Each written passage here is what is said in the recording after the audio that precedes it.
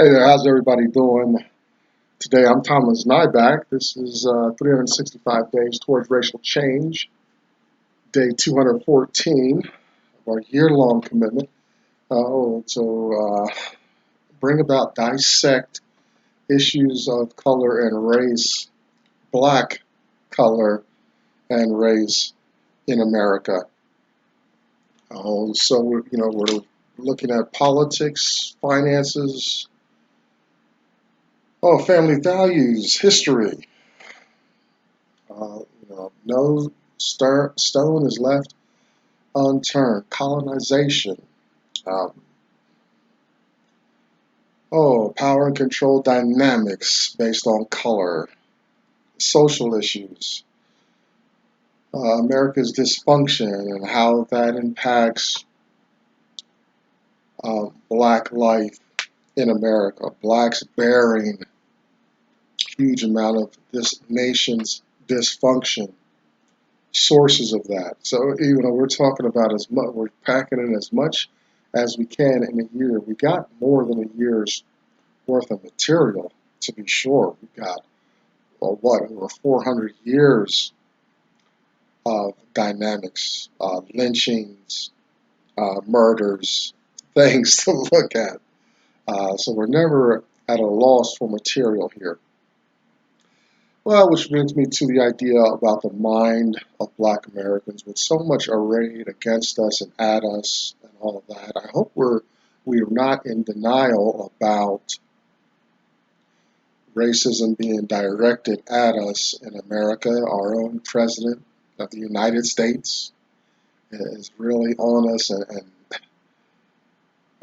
just tearing up a lot of the healthy boundaries we put up, although even I would argue that racism was very much alive and still present before his recent remarks in the last few months. At least it wasn't endorsed. It didn't readily rear its ugly head in the world. But now that the most powerful man on the planet is endorsing behaviors, attitudes like this, black people have to get their minds around how this is going to impact us now. What's our future look like? Where do I need to be mentally? Now that he's sent the nation reeling back hundreds of years into overt racism again, and whether or not a black person can be legitimately in denial about these issues. Very, very important issues to think about. The white mind. Now that there's this man's endorsing attitudes and behaviors, this man is sanctioning, in a sense, a lot of negativity. Where do we go? How do we live, move on, and breathe in light of him doing that? How do white people respond? Is it a green light for them, this endorsement, or do they have a hold and maintain some civility? Do they keep their racism under wraps? Even though there's this sanction of this attitude going on in America. Another issue I have is financial literacy among black folks. Do we know how money works? What happens to our money? We know issues, a seemingly esoteric term called fractional reserve lending. Do we understand how the bank takes our money? We have $100, put it in the bank is going to loan out upwards of 99 of those dollars to other people, charge them interest and all that. We get a little bit of interest payment. I see a little nickel a month going into my bank account. I don't know, because they're using my money and drawing fees off that. It's too bad they don't reciprocate and give me appropriate loans. I even applied for a secured credit card, and my bank turned me down. I'm waiting to. I gotta wait till I get out of vacation to do that. Probably going to change banks. I'm going to find a bank that's going to give me a secured credit card so I can start putting my credit together. But navigating that, black minds, black people need to have some financial literacy. That be can control of their dollars, understand how their dollars work in America, much beyond your bank account and stuff like that. Understand credit. If you've got young people in your care, then tell them it's not about having cash all the time and all this stuff. You need to have a vehicle, start as early as possible, put that money into the future to fight inflation and to create a secure space for old age. Expect to live forever, and you want to need your money to work for you because the body is not going to serve you into perpetuity. Financial literacy.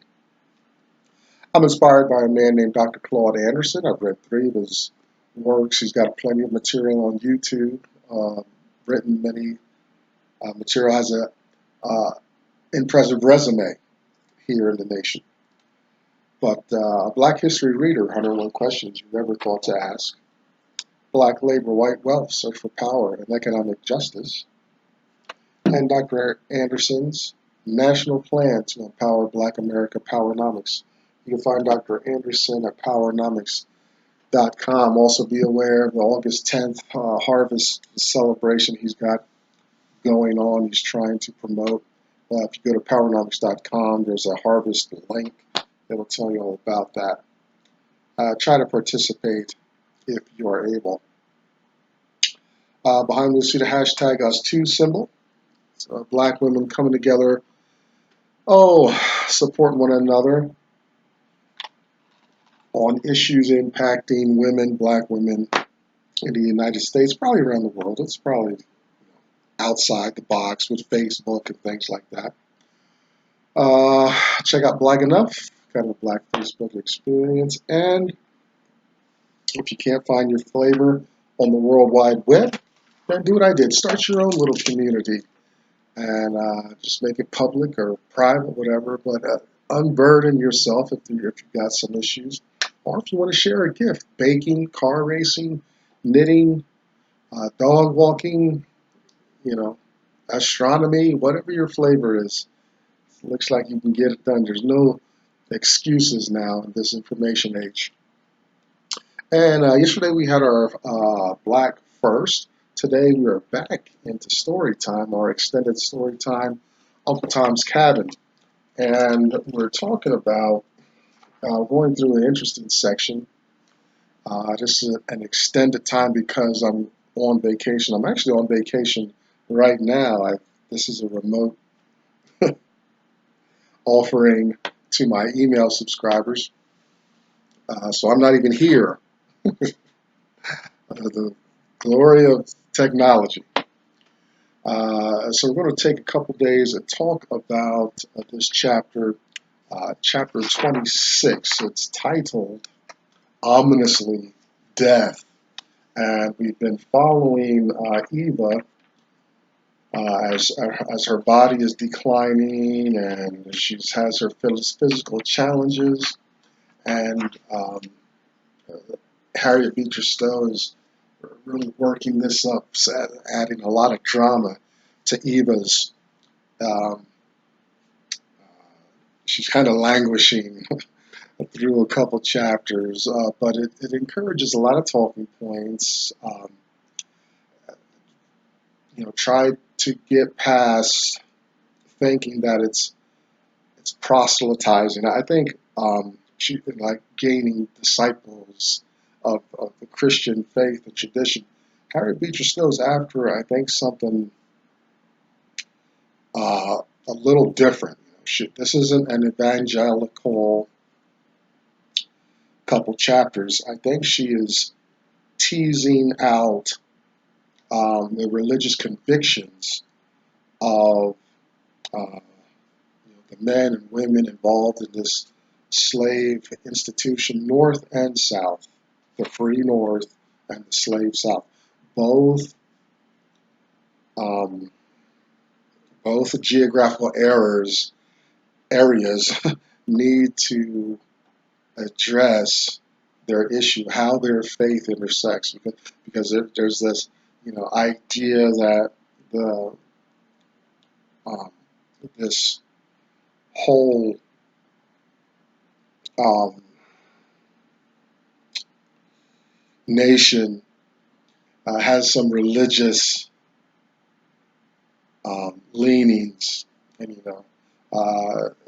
so far maybe the Quakers, or we can let the Quakers off the hook.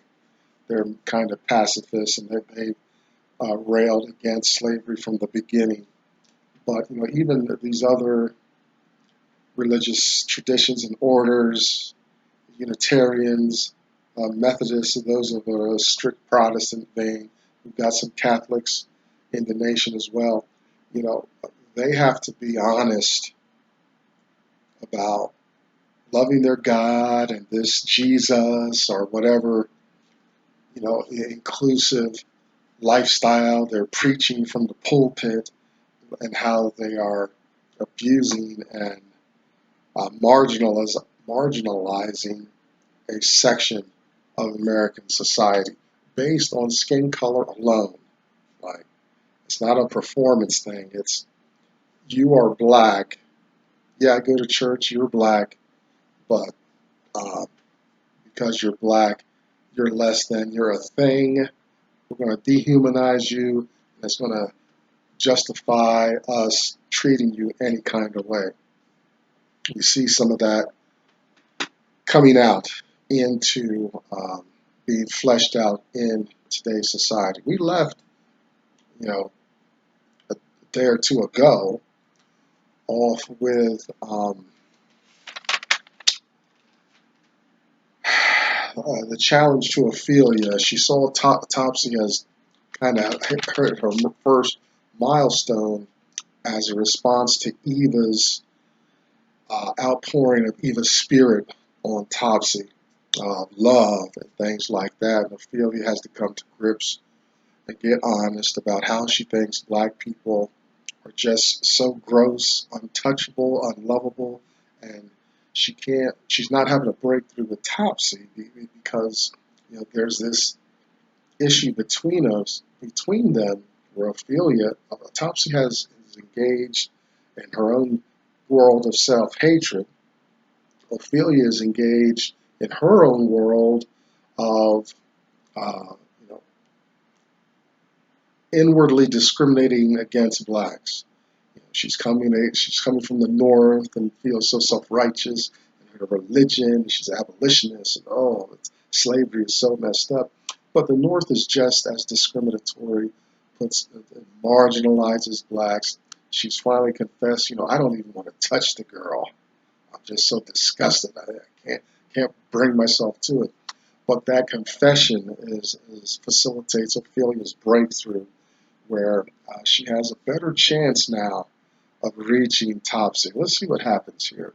Topsy, I talked about the self-hatred, and just briefly, Harriet Beecher Stowe talks about Topsy's self-hatred. Topsy says, I'm wicked, I'm a nigger, I'm no good, I'm blah, blah, blah. All the programming that she's been inundated with, which mirrors 100 years later to the Clarks and their doll test, looking at the response of black children to black and white dolls and all that. Google doll test, and you'll see what that's all about. Harriet Beecher Stowe wrote about that in Topsy's experience 100 years before. Interesting connection there. Harriet Beecher Stowe is prophetic in uh, that narrative there. We're in Eva's room now. She doesn't have much strength lately. She is her room overlooks the lake. They're at their vacation home, Lake Pontchartrain, north of New Orleans. And she's taken to meditating, looking at the lake. Remember, she's absorbed the sea of glass, sea of fire, pearly gates. She's very connected heavenward. And her peace is broken by hearing her mother, exclaim, "Nigger!" And here's a slap, and there's no uproar. Now we can guess when there's uproar in the house. Well, Marie feeds on it, but it's not Marie instigating it. It's Topsy, maybe has crossed another boundary somehow. So we're looking, Eva's out of her bed. She's got enough strength to get up. Looks over uh, at the balcony there, and it's uh, Marie and Topsy, and Marie is at Topsy because Topsy has done a very wicked thing, and she's picked flowers in their private, beautiful garden on the lake, which is forbidden. Everybody knows this and all that. Uh, but Topsy is out there, and this is one instance where she's not necessarily being mischievous. Her motivation is to bring some flowers to Eva, and she actually even has an eye for arranging these flowers. Marie doesn't believe her, and is about to get down on her for some beatings. Eva intercedes again. You know, we see Eva interceding a lot. Especially on the Topsy's behalf. There are two polar opposites. It's white and black. And it's not just of the flesh. It is of conditioning of how to live life. And Eva's interceding again on Topsy's behalf. She wants the flowers. She encourages daily flowers. She even orders Topsy to bring daily flowers, usurping Marie's authority. And Marie acquiesces, of course. And Eva's trying to tell her mother, look, Topsy is trying. We had a breakthrough. Let's not go backwards in this development, in this project. Let's not regress. Let's not encourage any negativity or going backwards at all. Let's really pour it on and try to nurture this new thing in Topsy. It's the kind of thing, I remember when I first started school, that went back to college, I was very fortunate to run into people that encouraged me, encouraged my education, wanted to hear my thought. Because I hadn't been to school in a while and I wasn't sure what's going on and stuff like that. And it so happened that, it was a shock when I ran into people who I perceived in power, who were not encouraging, who were very rude and discouraging. And I'm like, I forget this. I'm going to find my advocates and I'm going to stick with them.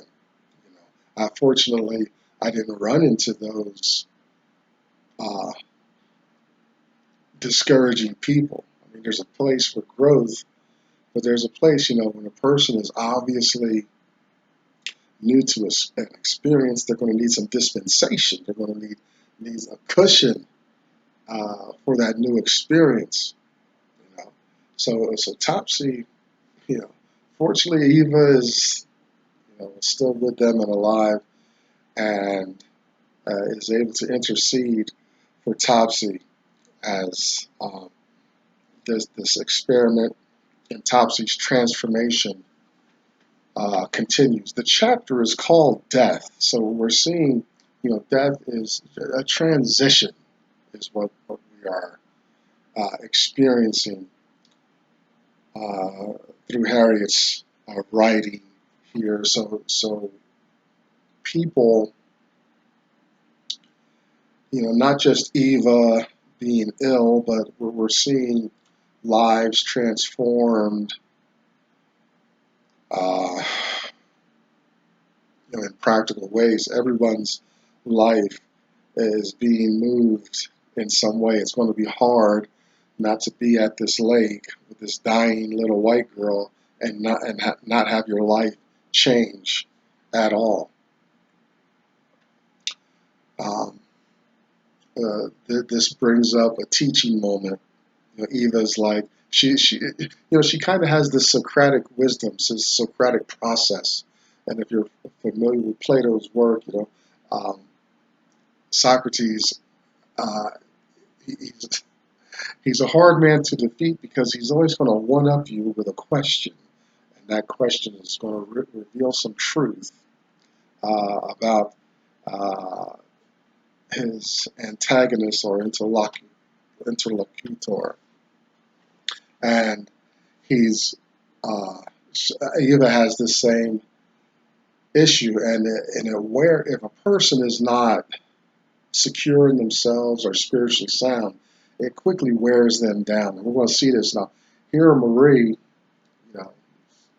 now Marie is trying to regroup, but Eva uses this moment as a teaching moment. She talks about God being the Father of all and loving everyone, and Marie's not feeling that. Marie, she's sold on the idea of many of the white male slave masters of the day, that the thinginess of black people, they are objects, things. They are incapable of a higher reasoning, family values, truth.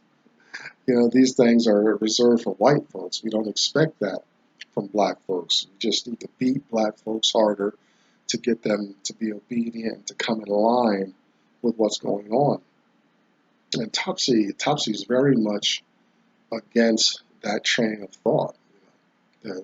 She's got the Bible, she's been to church, she feels the religion and the God, the divine spirit over this her religious process is concerned with everyone in that space.